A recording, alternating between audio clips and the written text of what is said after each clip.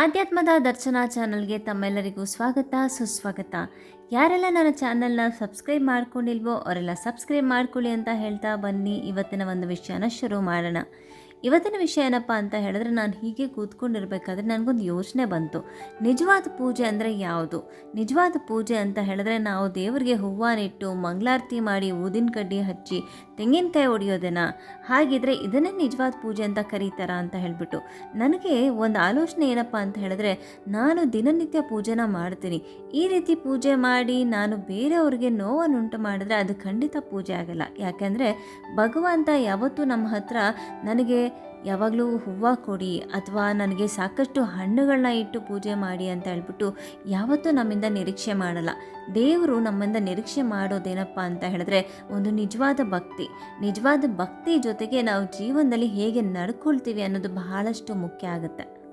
ಇದರ ಅರ್ಥ ಏನಪ್ಪ ಅಂತ ಹೇಳಿದ್ರೆ, ನಾವು ಜೀವನದಲ್ಲಿ ಯಾವ ರೀತಿ ಒಳ್ಳೆ ಕೆಲಸಗಳನ್ನ ಮಾಡ್ತೀವಿ ಅನ್ನೋದು ಭಾಳ ಮುಖ್ಯ ಆಗುತ್ತೆ.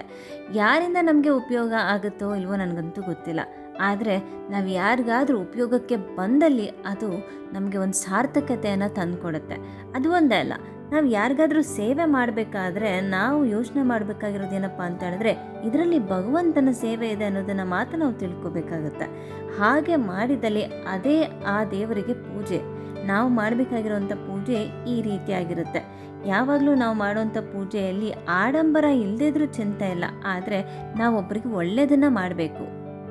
ಒಬ್ಬರಿಗೆ ತೊಂದರೆ ಕೊಟ್ಕೊಂಡು ಒಬ್ರಿಗೆ ನೋವನ್ನುಂಟು ಮಾಡಿಕೊಂಡು ಸದಾ ನಾವು 101 ಜಪ ಮಾಡೋದ್ರಿಂದ ಯಾವ ದೇವ್ರ ತಾರೆ ಮೆಚ್ತಾರೆ ಹೇಳಿ?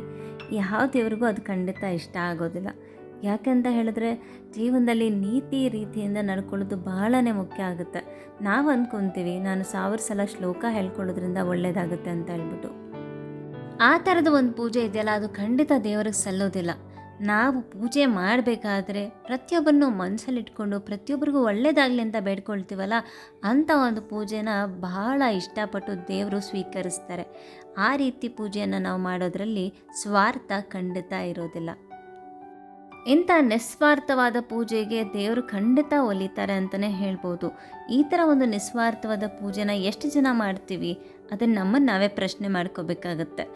ಆ ರೀತಿಯಲ್ಲಿ ನಾವು ಒಬ್ರಿಗೆ ಒಳ್ಳೆಯದನ್ನು ಕೋರ್ಕೊಳ್ಳೋದ್ರಲ್ಲಿ ಖಂಡಿತ ದೇವರು ನಮಗೆ ನಾವು ಒಳ್ಳೆಯದನ್ನು ಕೋರ್ಕೊಳ್ದೇ ಇದ್ರೂ ಕೂಡ ದೇವರು ಸ್ವತಃ ಒಳ್ಳೇದು ಮಾಡ್ತಾರೆ ಅನ್ನೋ ನಂಬಿಕೆನ ನಾವು ಇಟ್ಕೋಬೇಕಾಗತ್ತೆ.